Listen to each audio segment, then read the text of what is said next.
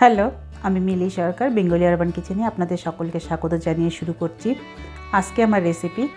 আজকে আমি বানাচ্ছি চিকেন কষা।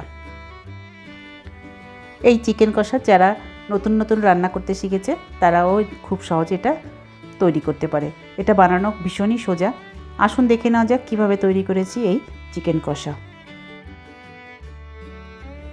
চিকেন কষার জন্য এখানে আমি 700 গ্রাম মতো মাংস নিয়ে নিয়েছি।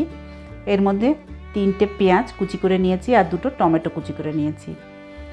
এর মধ্যে রসুন, একটা বড় রসুন সেটা পেস্ট করে নিয়েছি।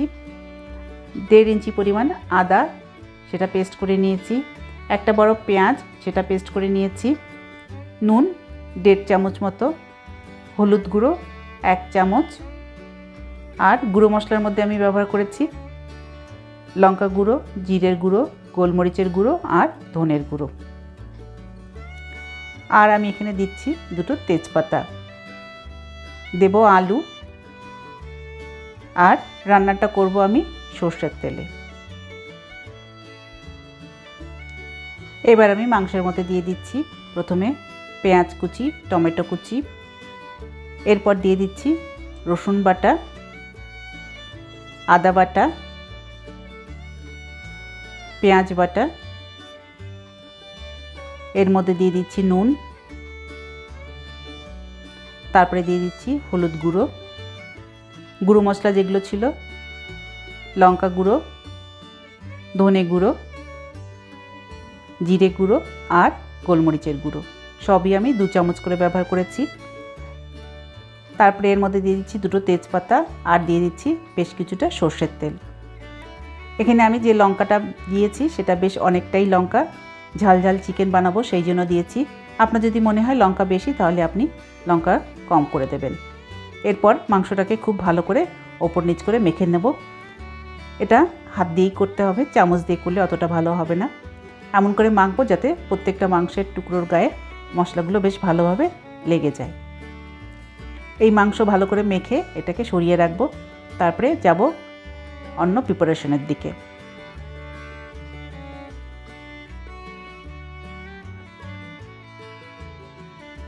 আপনি এখনও যদি আমার চ্যানেলটাকে সাবস্ক্রাইব না করে থাকেন প্লিজ সাবস্ক্রাইব করবেন আর বেল আইকনটা টিপুন, তাহলে নতুন কোনো ভিডিও আপলোড হলে আপনি তার নোটিফিকেশনটা পেয়ে যাবেন। এবার চিকেন রান্না করার জন্য কড়াই বসিয়ে দিয়েছি। কড়াইতে দিয়ে দিচ্ছি একটু সর্ষের তেল। এরপর আমি আগে থেকে কেটে রেখেছি 2টো আলু, সেটাকে খোসা ছাড়িয়ে কেটে ধুয়ে জল ঝরিয়ে রেখেছি। সেই আলুর টুকরোগুলো তেলের মধ্যে দিয়ে দিলাম আর দিয়ে দিলাম সামান্য একটু নুন আর একটু হলুদ গুঁড়ো। এই দিয়ে আলুগুলোকে বেশ ভালো করে ভাজবো। বেশ লাল লাল করে ভেজে আলুগুলো তুলে নেব।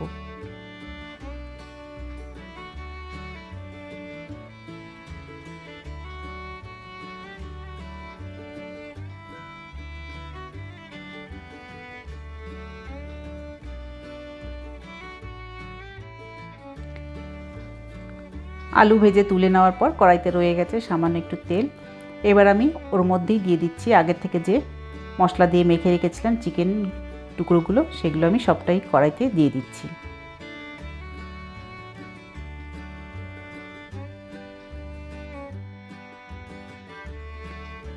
এরপর চিকেনগুলোকে বেশ ভালো করে নেড়ে দেব।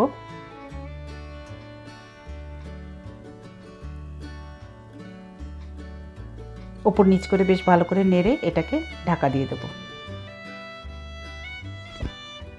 আঁচটা এখানে মিডিয়াম টু হাই ফ্লেম করে রাখা আছে আর এটা বানাতে মোটামুটি 25 থেকে 30 মিনিট মতো সময় লাগবে।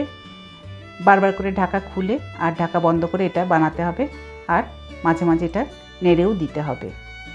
মশলা তো মোটামুটি সব দেওয়াই আছে, শেষে অল্প কিছু মশলা বাকি আছে যেটা নামানোর আগে দিতে হবে।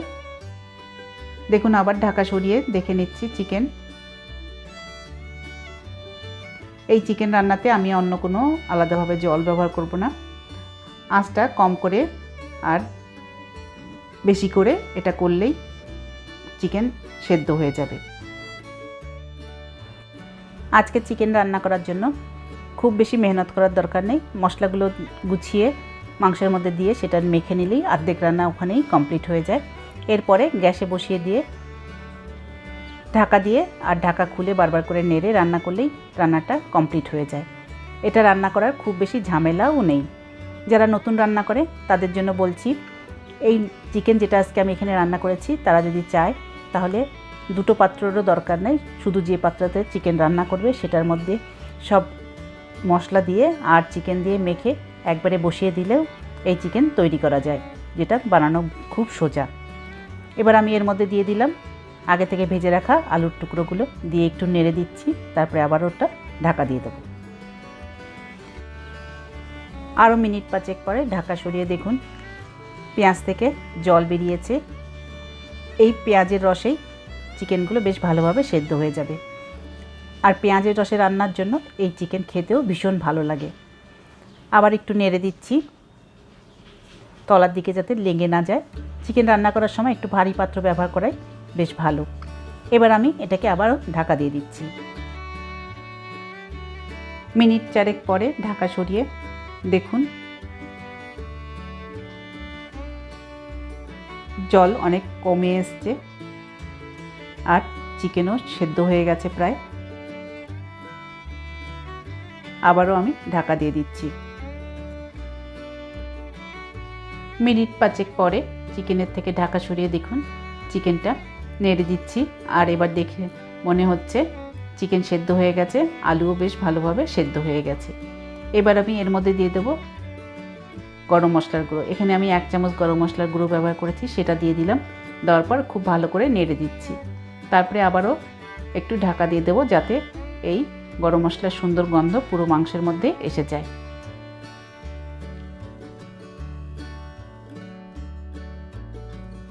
গরম মশলা দেওয়ার পর আরও মিনিট 2 পর ঢাকা সরিয়ে দেখুন এবার নেড়ে দিচ্ছি। আলু চিকেন সব ভালোভাবে সেদ্ধ হয়ে গেছে, গরম মশলাও দেওয়া হয়ে গেছে আর তৈরি হয়ে গেছে চিকেন কষা। সব শেষে নামানোর আগে আমি এর উপর ছড়িয়ে দেবো সামান্য একটু ধনেপাতা কুচি। আর এইভাবে তৈরি হয়ে গেল ঝাল ঝাল চিকেন কষা। এবার আপনিও খুব সহজে বানিয়ে ফেলতে পারেন এইভাবে চিকেন কষা আপনার কিচেনে, যেটা ভাত রুটি যে কোনো জিনিসের সঙ্গে খাওয়া যেতে পারে। আজকে আমার বানানো এই ভিডিওটা আশা করি আপনাদের পছন্দ হয়েছে। যদি পছন্দ হয়ে থাকে তাহলে অবশ্যই লাইক করবেন, শেয়ার করবেন আর আমার চ্যানেলটাকে সাবস্ক্রাইব করবেন। আবার দেখা হবে নেক্সট ভিডিওতে অন্য কোনো রেসিপি নিয়ে। ভালো থাকবেন। Thank you.